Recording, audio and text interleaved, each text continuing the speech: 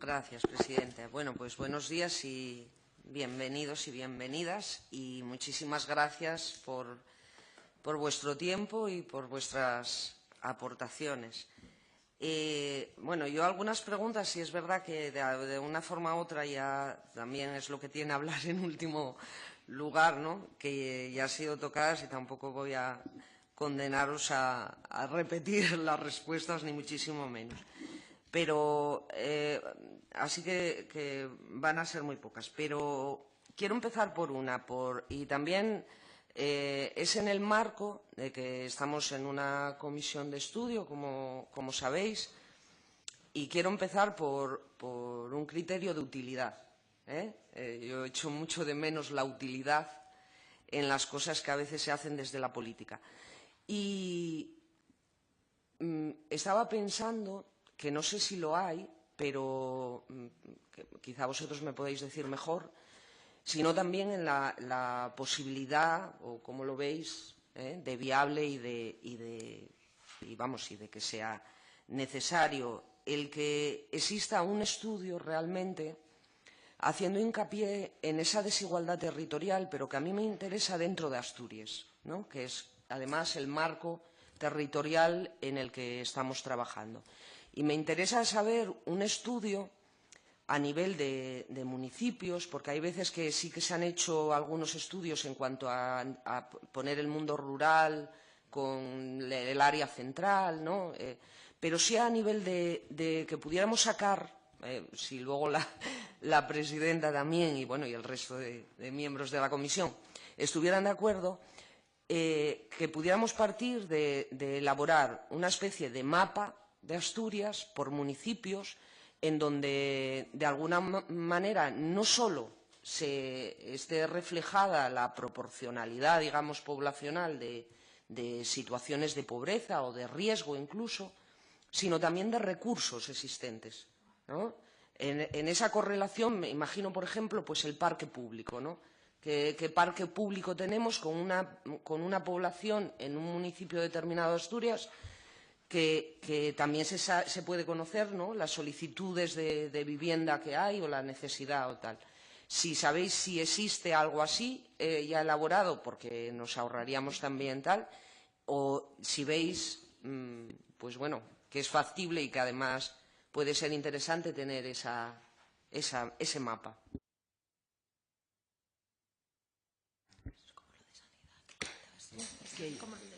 Que yo sepa, no existe ese estudio comparativo un poco entre localidades, municipios en materia de servicios sociales y del catálogo de prestaciones que tiene cada uno y hasta qué cobertura tienen, que yo sepa, que no existe. A mí me parece importante tenerlo, fundamental, pero también saber en el estudio, si se hace o si se puede llegar a hacer, cuál es la causa. Porque la causa tiene que ver con una zona más geográfica, territorial, o la economía de esa zona, o tiene que ver con la estructura del sistema. Porque, como comentaba antes, las UTS dependen de los ayuntamientos tienen competencias en materia de servicios sociales, es decir, que quien gobierna en cada ayuntamiento pues puede implementar más políticas sociales, menos, darle mayor relevancia a la concejalía correspondiente, ¿no? Más presupuesto, menos recursos. Quiero decir que diferencias hay, seguro, si se hiciera el estudio se verían. Me parece muy interesante hacerlo, pero también averiguar o intentar concluir cuál puede ser la causa, ¿no? Si tiene que ver con cuestiones más territoriales o de estructura de cómo está formado el sistema de servicios sociales. Yo creo que sería muy interesante, pero no muy interesante solo desde la lógica de un estudio, porque al final, como comentaba Susana, hablamos de un estudio en tanto que hay unos datos y se hace una interpretación de esos datos, ¿no? Entonces, los factores que provocan la interpretación es lo realmente interesante. Yo creo que no sería excesivamente complejo el poder tener un monitoreo, o sea, el poder monitorizar la realidad de Asturias, no tanto desde la lógica de los estudios, que a lo mejor eso podrían ser momentos puntuales en los que se produce un proceso más de análisis de esos datos, porque al final los datos por los que se construye el informe AROPE son datos abiertos del INE y que están segregados además yo creo que están segregados por localidades y todo esto, o sea que esos datos brutos están. Y después todo lo que tiene que ver con cuestiones más de mapeo de recursos que existen, al final simplemente sería un ejercicio de empezar a juntar todos los mapeos, porque hay muchos mapeos de Asturias de muchas cosas, pues desde la Consejería de Sanidad, desde Juventud, bueno, desde muchos sitios, y sería unar todo eso en un mismo documento. Yo creo que eso es una reflexión interesante, el empezar a tener un centro de datos reales que nos permita conocer cómo está la realidad de nuestra región para poder ir avanzando en la construcción de respuestas, ¿no? Aida de Cruz Roja. Yo entendía un poco el trabajo por dos lados, uno por el lado del informe y otro por el lado de esa, bueno, que yo no sé por qué me imagino una web a donde a lo mejor se pueda acceder, que como había comentado Héctor, sí que podemos encontrar algo parecido en el Observatorio de Salud, donde a través de, a golpe de clic, puedes conocer los recursos que hay en tu entorno en estos términos. Me parecería muy importante, vería muy bien que esto saliera, pero también me parece que detrás tiene que haber un mantenimiento y una actualización que no cree falsas expectativas a estos participantes sobre los recursos que se van a encontrar, porque sí que a veces esto puede llevar a confusión y en las situaciones de vulnerabilidad con las que trabajamos creo que es un factor muy a tener en cuenta, que a lo mejor me acerco creyendo y la inversión que hago en el traslado ya la hago asumiendo un esfuerzo y luego cuando llego no me encuentro tal recurso. Por nuestra parte sería estupendo contar con un informe porque nos permitiría luego desarrollar proyectos que pudieran estar acordes a las necesidades oficiales detectadas. Y nada, que por comentar que puede haber algo parecido que os pudiera inspirar con el tema observatorio de la salud. Eso, por eso, que ya lo hay. Sí, hay un mapa, pero el mapa de servicios, pero ya iba un poco, entiendo más al detalle, ¿no? Que, por ejemplo, en el Observatorio de Salud, nosotros como Cruz Roja participamos y nos pidieron los proyectos que desarrollábamos para que ahí constara. Entiendo que el de servicios sociales es solo de servicios, no sé si, no creo que incluya los proyectos concretos de las entidades que hay en el entorno cercano, que creí que iba por ahí la pregunta. No. Lo puedo completar, vamos, en mi imaginario, en lo que yo tenía en mi imaginario, que igual tampoco lo supe yo trasladar, se trataba de tener, desde luego que vamos, y lo comparto lo que habéis comentado totalmente, desde luego que tiene que tener una finalidad y luego un tratamiento, ¿no? Y que esa es la riqueza, además, del uso que se dé a ese estudio. Pensaba en un estudio más desde el punto de vista sí, y de, por ejemplo, qué supone en determinados, o sea, cuánto más difícil, por ejemplo, es ser una persona con discapacidad en el municipio de Valdés que en el municipio, pues, de Oviedo, ¿no? O sea, también no solo de los recursos sociales. Quiero decir, estaba pensando en una visión muchísimo más transversal, porque lógicamente si abordamos todo desde los servicios sociales no llegan.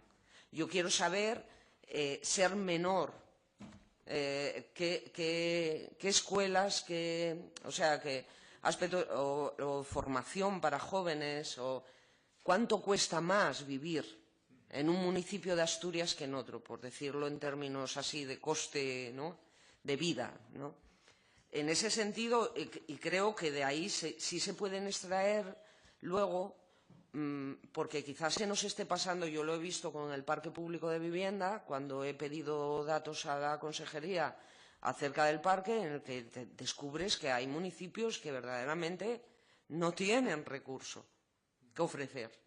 Y para hacer políticas que de alguna manera palien, no digo ya que resuelva, pero que palien esa desigualdad territorial que todos y todas estamos de acuerdo y que denunciamos desde este Parlamento que sucede a diario, necesitamos conocer, porque lógicamente no puedo redistribuir recursos si no conozco cómo están repartidos, ¿no? Era un poco en ese sentido, pero desde luego que, y lo de las causas, que me parece importantísimo también, porque una puede ser incluso la despoblación, algo que se está ahora, digamos, incidiendo más en ello. Avanzo sobre otro tema que también me parece bastante importante. Creo, lo apuntabas tú, Héctor, cuando hablabas de muros. Yo hablo de barreras, ¿no?, a salir de la pobreza. También existen barreras e incluso a veces no son del todo físicas. Es cierto que el modelo asistencialista, en eso, desde luego, desde mi grupo estamos de acuerdo, no repara, ¿no? Pero sí es cierto que de momento ayuda y ha frenado en parte algo. Entonces, claro, cambiar de modelo, de hablar de, o sea, si queremos en términos de ser prácticos, de hoy para mañana, no podemos construir un modelo, otro modelo y ponerlo a funcionar. Y en esa visión de no mirar a que acabe la legislatura, sino una visión del medio y largo plazo, mientras tenemos que reconocer que debe de subsistir este tipo de modelo asistencialista durante por lo menos algún tiempo más, ¿de qué manera consideráis que podemos mejorar su gestión? Porque yo también, parto de un juicio que es mío y es propio, que es que una de las barreras es la demasiada burocracia que hay en toda la gestión de ayudas y demás.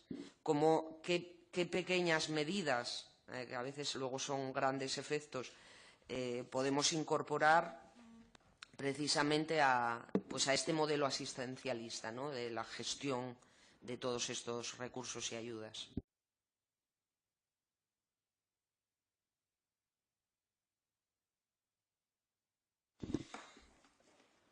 Vale, a ver, es cierto el tema de que las cosas no cambian de un día para otro, pero sí que es importante saber vivir en esa dualidad entre lo urgente y lo importante, ¿no? Al final hay que atender la urgencia.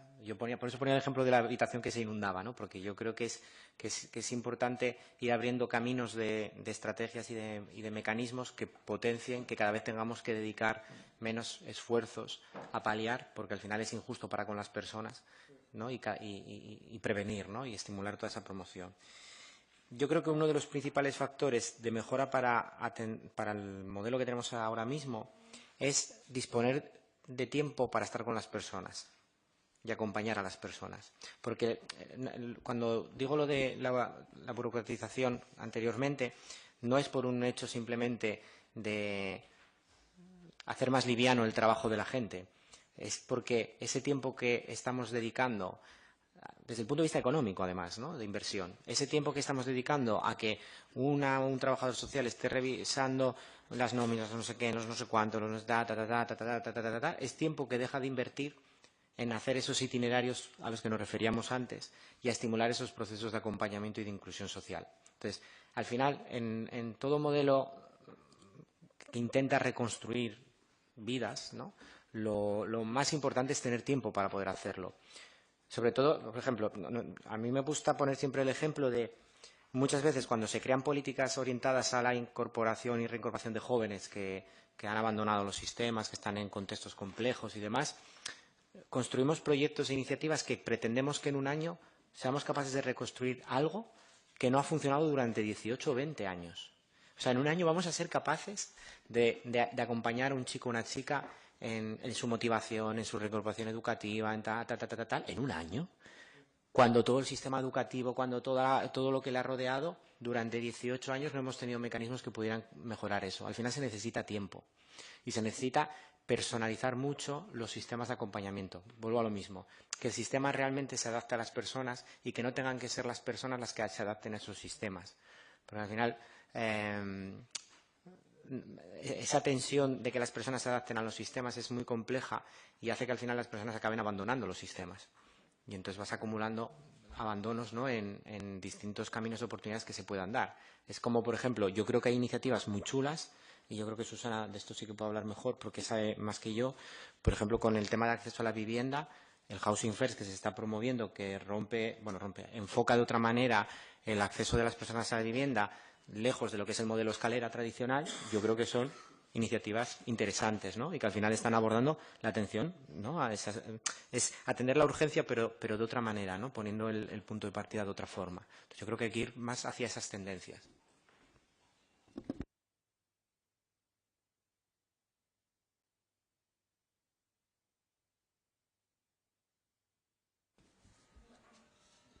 Sí, Aida de Cruz Roja.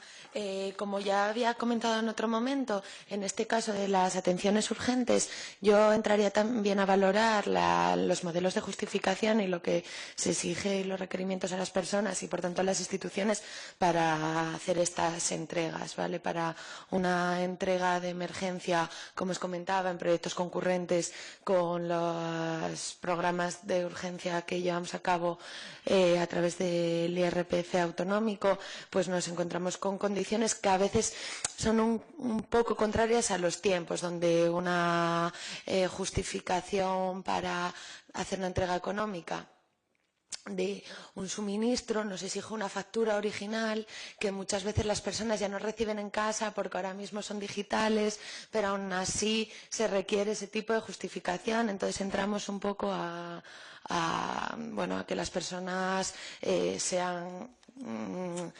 tengan esa dificultad y sensibilizarlas a ver cómo hacer y buscar otras formas de ayudarlas cuando esa cuestión no se da, pues a través de otro tipo de ayudas. Entonces yo me enfocaría, estoy completamente de acuerdo con lo que decía nuestro compañero Héctor, y además añadiría el revisar todos estos procedimientos para una atención urgente, por ejemplo, como es el caso, que es todo lo que se requiere para una entrega, y quizás también pues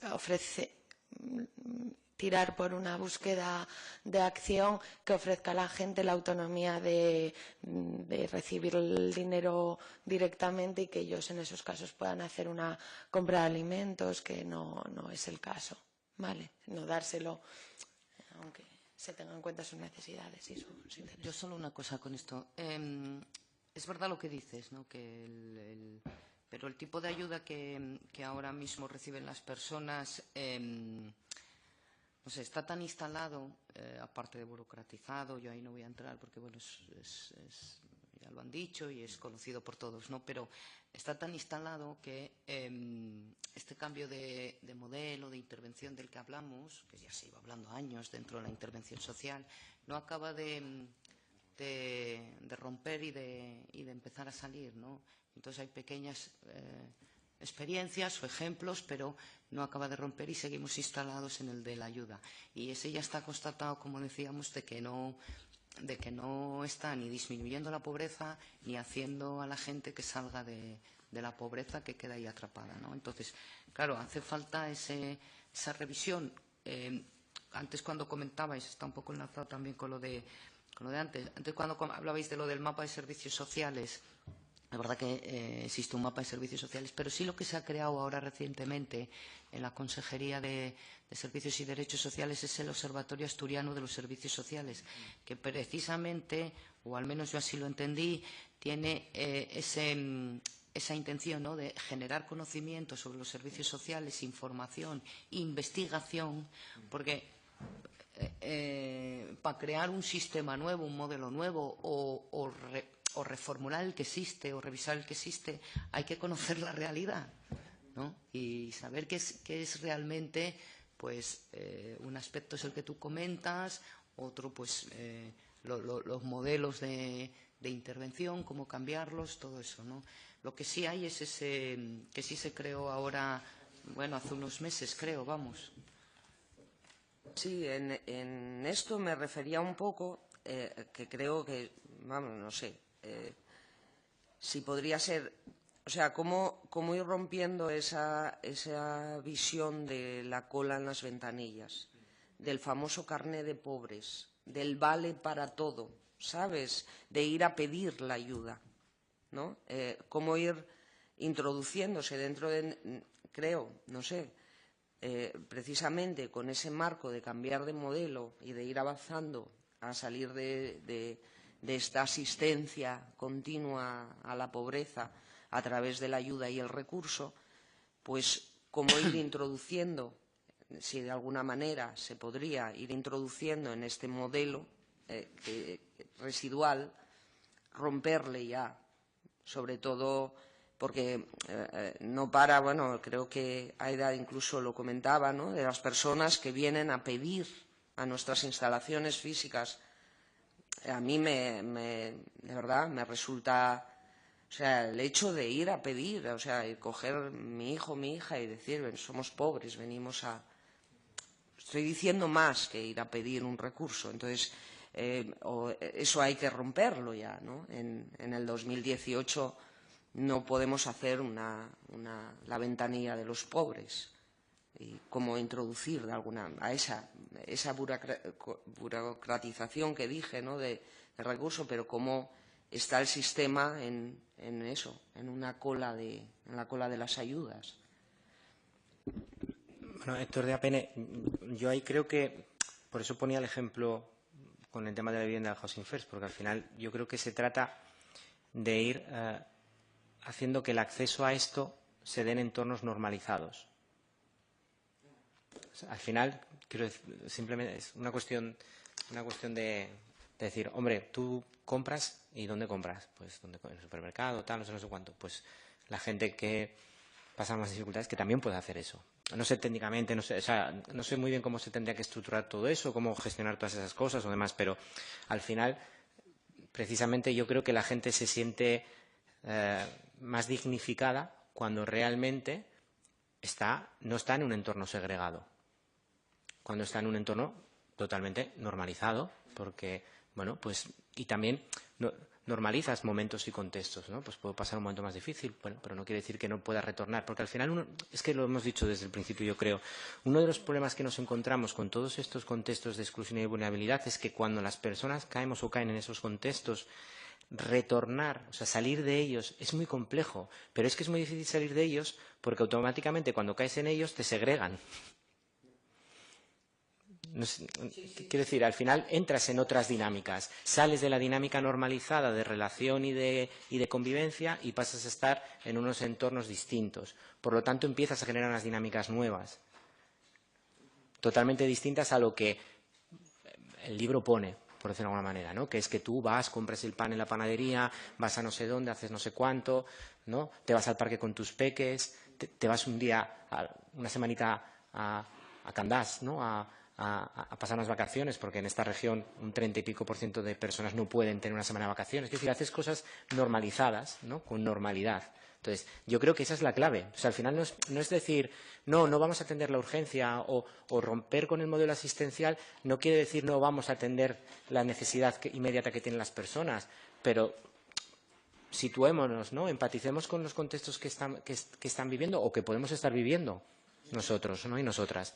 Entonces, yo creo que es darle una vuelta a todo eso e intentar normalizar y generar entornos normalizados para que se provea de esas cosas. Porque yo creo que a ninguna organización le gusta vivir lo que acabas de describir, que es que te venga una persona, una familia, diciéndote, por favor, que es que no tengo nada. Y como llevo un año empadronada o 9 meses, o lo que sea, no tengo derecho a acceder a nada. O mismamente esa persona desconoce toda la red que hay de protección que puede existir, ¿no? O no le apetece estar haciendo cola a la 1 de la tarde visibilizando su situación que está pasando y prefiere lo que sea. Entonces, al final es darle esa vuelta. Y para eso se necesita pensar cómo hacerlo, porque en la dinámica del día a día no piensas en ello, ejecutas y vas desarrollando, ¿no? Y estás en tu zona de confort de respuesta a la realidad. Pero estas respuestas no están funcionando. Entonces, hay que buscar otras.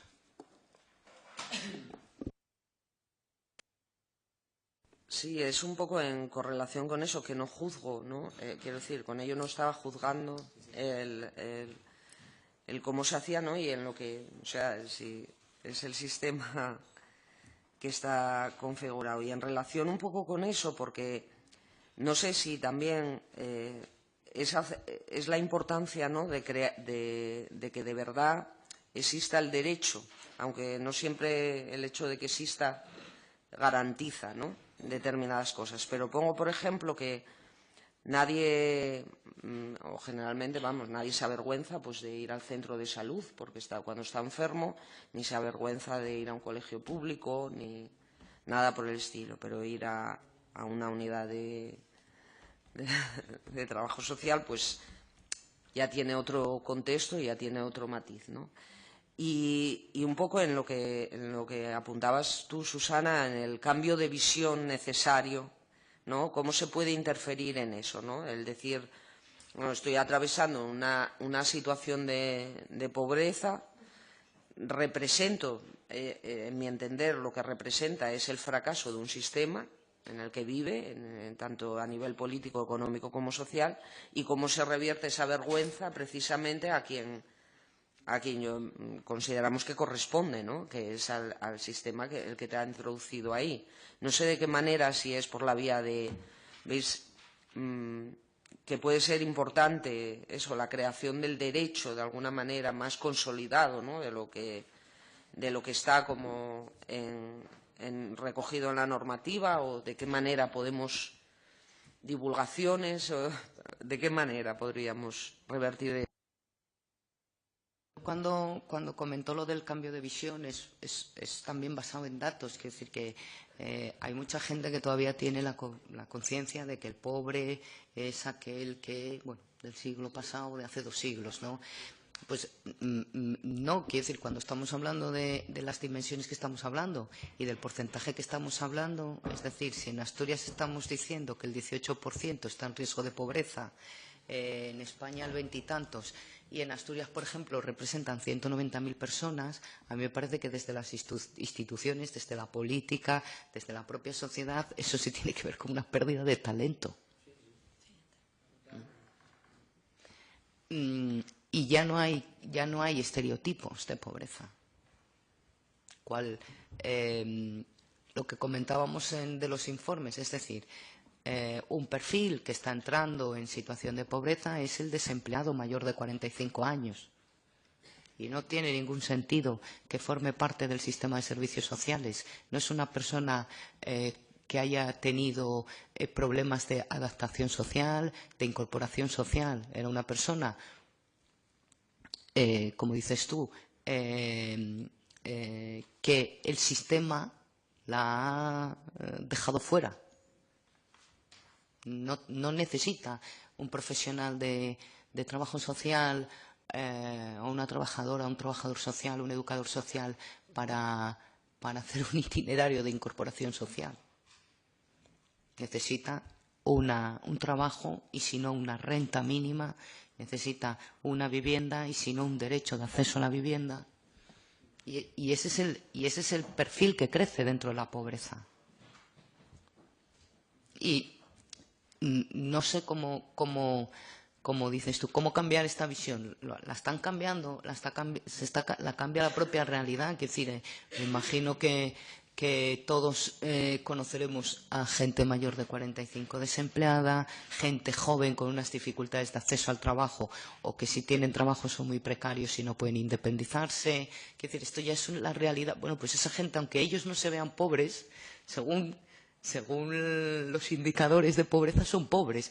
Un chaval que vive en su casa o que quiere independizarse o que se independiza y que gana 700 euros o 600 y lo otro le ayudan los padres, está dentro de la estadística de pobre, aunque él no se vea como un pobre.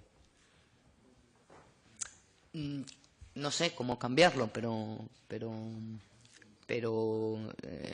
me imagino que la propia realidad nos lo va haciendo ver, ¿no? Quiero decir que esto que yo estoy contando ya lo cuenta mucha gente, ¿no?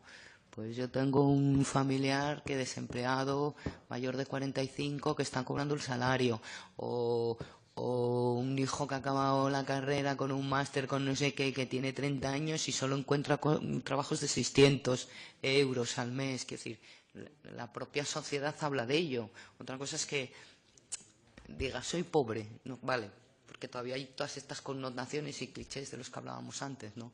No dicen yo soy pobre, pero en el fondo, por un indicador económico lo eres, sí.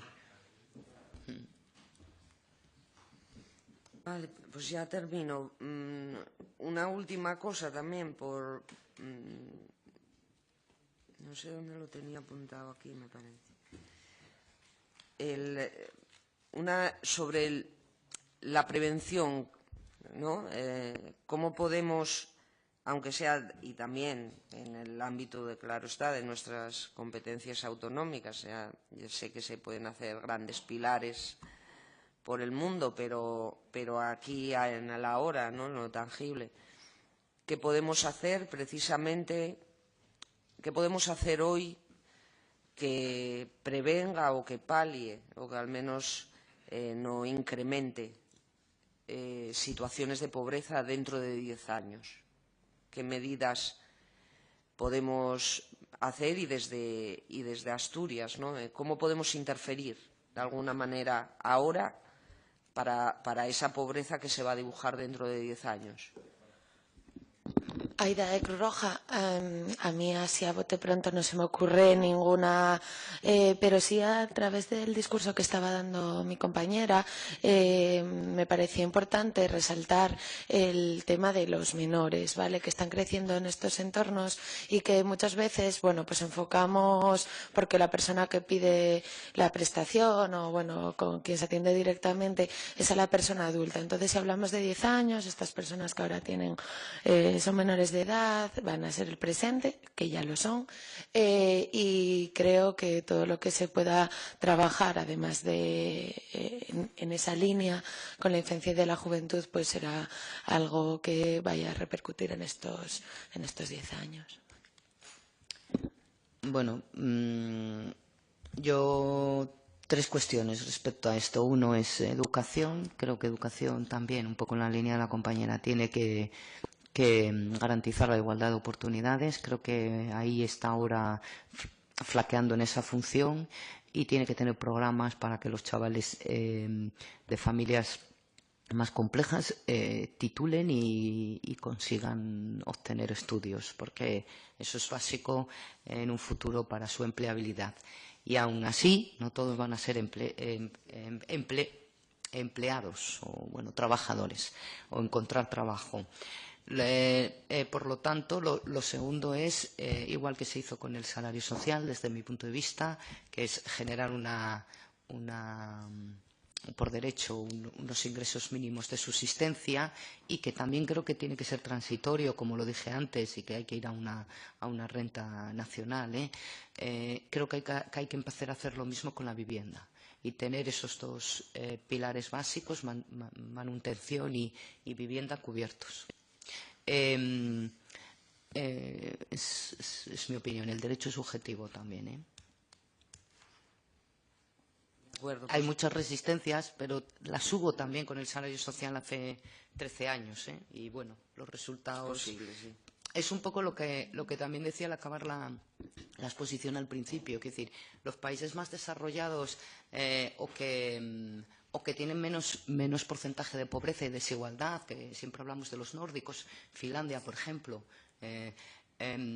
ellos lo que hacen no es políticas de intervención, de muy buenas intervenciones y muy buenos modelos de intervención cuando hay el problema. Lo que tienen son políticas de protección a la población para no, por ejemplo, en el tema de vivienda, tienen una política de protección a la población en tema de vivienda, en el sentido de que tengan acceso y no la pierdan. No tanto tienen una buena política de intervención en su realojamiento cuando la pierden, sino de protección. Y eso solo se garantiza con derechos y derechos subjetivos. Bueno, en este caso, ¿no? el del ingresos mínimos y vivienda. Muy bien, pues muchas gracias.